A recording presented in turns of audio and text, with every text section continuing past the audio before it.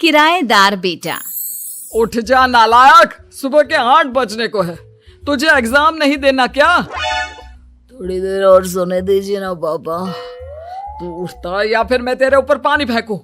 रोज गधों की तरह सोता रहता है, पेपर की कोई टेंशन ही नहीं है। और एक हमारा समय था जब हम पेपर में फेल होने के डर से रात भर पढ़ा करते थे, सो ही नहीं पाते थे। तो क्या अब आप उसका बदला मुझसे लेंगे? मैं 15 मिनट बाद उठ जाऊंगा, आप प्लीज जाइए, मुझे डिस्टर्ब मत कीजिए। इतना कहकर रौनक रजाई ढककर फिर से सो जाता है। तू वैसे नहीं मानेगा, रुक मैं अभी पानी लेकर आता हूं। बस फिर क्या था, इतना कहकर वो भागते हुए बाथरूम में जाते हैं और पानी की एक बड़ी सी बाल्टी लाकर रौनक के ऊपर फेंक देते हैं।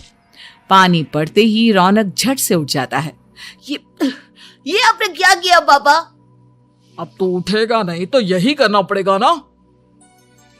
वैसे थैंक्स डैड, आपके कारण ना अब मुझे नहाने की भी जरूरत नहीं पड़ेगी। चलिए अब आप माँ से बोलकर मेरे कपड़े निकलवा दीजिए, तब तक मैं ब्रश कर लेता हूँ। वैसे कल ना आप एक काम और करना, नहलाने के साथ साथ मुझे ब्रश भी करवा देना। ये ब्रश करने में ना मुझे बहुत आलस आता है। रौनक की बातों से अरविंद का मुंह खुला का खुला रह जाता है। वो अपनी पत्नी कमला के पास जाता है और रौनक की हरकतों के बारे में बताता है, जिसे सुन उसकी पत्नी हंसने लगती है। तुम अपने बेटे को समझाने के बजाय हंस रही हो। रौनक बच्चा है, धीरे धीरे सुधर जाएगा, आप क्यों उसके पीछे पड़े रहते हो? अभी नहीं सुधरेगा तो कब सुधरेगा? 10वीं क्लास में है रौनक, वो अब कोई बच्चा नहीं रहा। अरविंद की इतना बोलते ही वहां रौनक भी आ जाता है। क्या डैड, मैंने आपको एक काम दिया था, वो भी नहीं हुआ आपसे। अरे क्या हुआ बेटा? माँ, मैंने डैड से बोला था कि वो आपको बोलकर मेरे स्कूल की यूनिफॉर्म निकाल दे, लेकिन मेरे पीछे पड़ने के अलावा इनसे एक काम ढंग से नहीं होता। देख रही हो कमला, देख रही हो अपने लाडले को? अरे आप चुप रहिए जी। चलो बेटा, मैं तुम्हें कपड़े निकाल कर दे देती हूँ। बस ऐसे ही साल पर साल बीतते जाते हैं, लेकिन रौनक के रवैये में कोई बदलाव नहीं आता। वो पहले से भी ज्यादा आलसी और पूरी तरह अपने माता पिता पर निर्भर हो जाता है। 2 साल बाद पता नहीं कहाँ गायब रहता है पूरे दिन, अब तक तो आ जाना चाहिए था। अरे आप इतनी फिक्र क्यों कर रहे हैं उसकी? दोस्तों के साथ खेल रहा होगा, आ जाएगा अभी। ये कोई टाइम है खेलने का? 10 बजने वाले हैं, इतनी रात में कौन खेलता है? कमला कुछ कहती उससे पहले ही रौनक वहां आ जाता है। मम्मी जल्दी से खाना लगा दो, बहुत भूख लग रही है। तुम्हें तब तक खाना नहीं मिलेगा जब तक तुम बता नहीं देते कि इतनी रात गए कहां से आ रहे हो। ओ प्लीज डैड, अब आप एसी पे प्रद्युमन बनकर मेरे सर पर बंदूक लेकर मत बैठ जाना। अपनी फालतू की बकवास बंद कर और बता कहां से आ रहा है। माँ अब समझाइए ना डैड को। बता देना बेटा, इनको भी तसल्ली हो जाएगी। आप बोल रही हैं तो बता देता हूँ, मैं दोस्तों के साथ मूवी देखने गया था, इसलिए देर हो गई।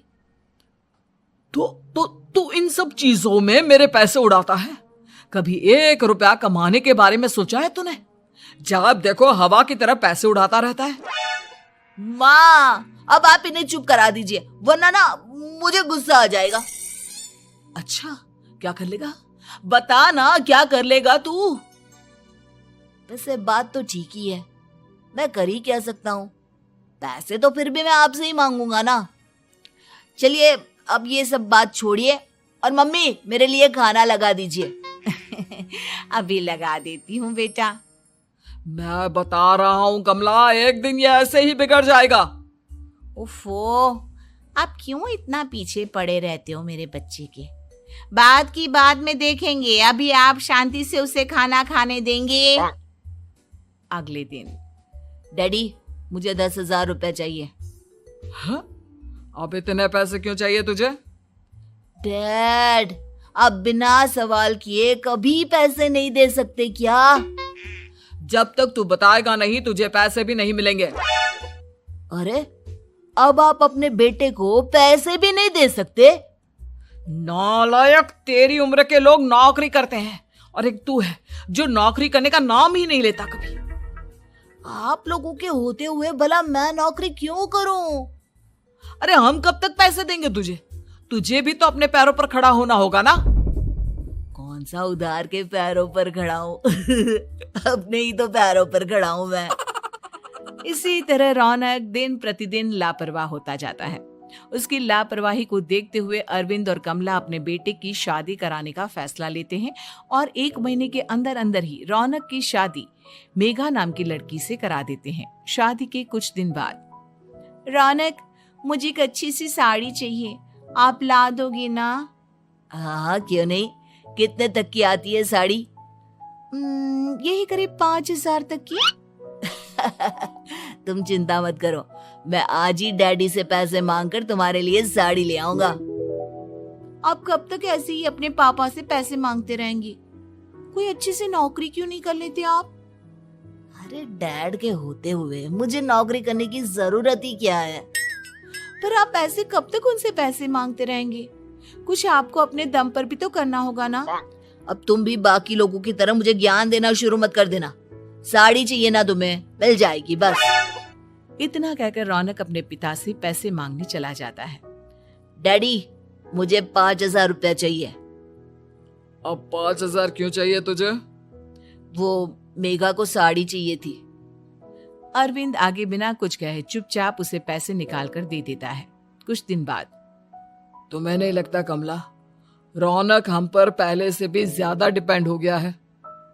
मुझे तो अब उसके भविष्य की चिंता होने लगी है। कल को हमें कुछ हो गया तो वो क्या करेगा? काश तुमने पहले ये सोच लिया होता तो आज हमारा बेटा इतना लापरवाह नहीं होता। तब मुझे कहाँ पता था कि मेरा लाड प्यार उसे इतना बिगाड़ देगा कि वो इस हद तक लापरवाह बन जाएगा। कोई बात नहीं, अभी भी देर नहीं हुई। मुझे पता है उसे कैसे सुधारा जा सकता है। कैसे? अरविंद कुछ कहता उससे पहले रौनक वहां आ जाता है और पैसों के लिए हाथ फैलाने लगता है। डैड, मैं और मेघा बाहर घूमने जाना चाहते हैं। अरे वाह, ये आज सूरज कहाँ से निकला है? Dad please. अच्छा चलो अब मुद्दे की बात करो। मुझे अब 25,000 चाहिए। अब तुम्हें 1 रुपया भी नहीं मिलने वाला। अगर तुम्हें पैसों की इतनी ही जरूरत है तो कोई ढंग की नौकरी कर लो। मम्मी, आप कुछ कहिए ना डैड को। बेटा, वो गलत क्या बोल रहे हैं? ये सब हम तेरे भले के लिए ही तो कर रहे हैं। मम्मा, मैंने बताया ना आपको, मुझे नहीं करनी कोई जॉब वॉब। तो ठीक है, निकल जाओ हमारे घर से। तुम्हारे जैसे लोगों के लिए मैंने ये घर खड़ा नहीं किया है। जितना ये घर आपका है ना, उतना ही मेरा भी है। मैं कहीं नहीं जाने वाला। जाना तो पड़ेगा ही तुझे, क्योंकि अब मैं तेरा कोई भी खर्चा नहीं उठाने वाला। ठीक है, मत उठाइए मेरा खर्चा, मैं अपने दम पर भी जी सकता हूँ। तो बेशर्मों की तरह अब तक यहाँ क्यों खड़ा है? अपना सामान ले और निकल जाए यहाँ से। रौनक पैर पटकते हुए वहां से चला जाता है।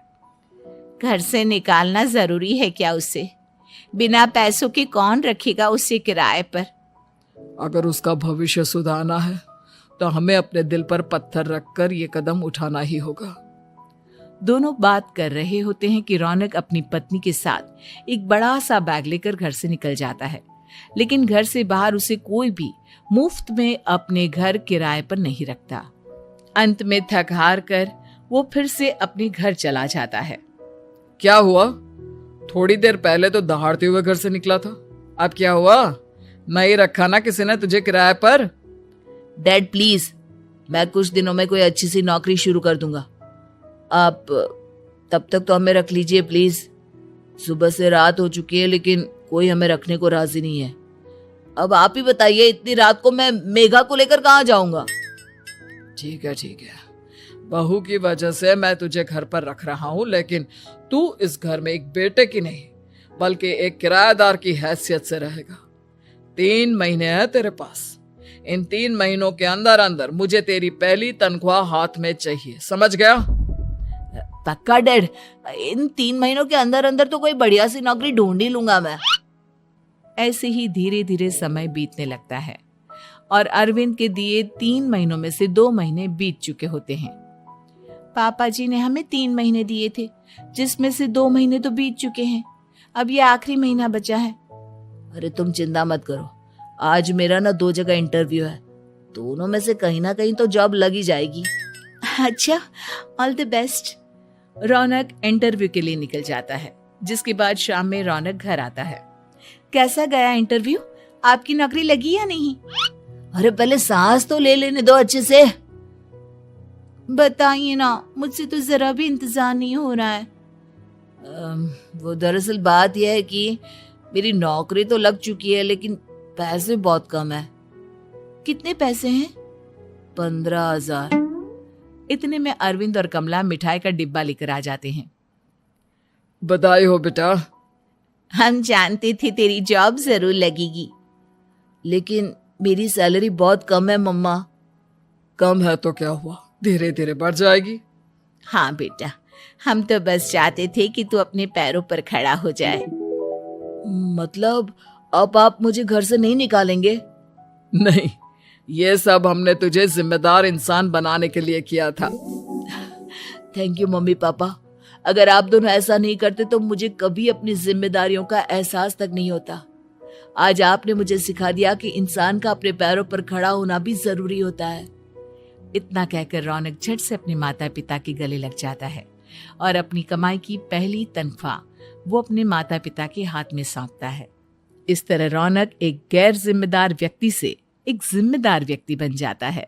ऐसी ही वीडियोस देखने के लिए हमारे चैनल को सब्सक्राइब करें, वीडियो को लाइक करें और अपने दोस्तों के साथ शेयर करना ना भूलें।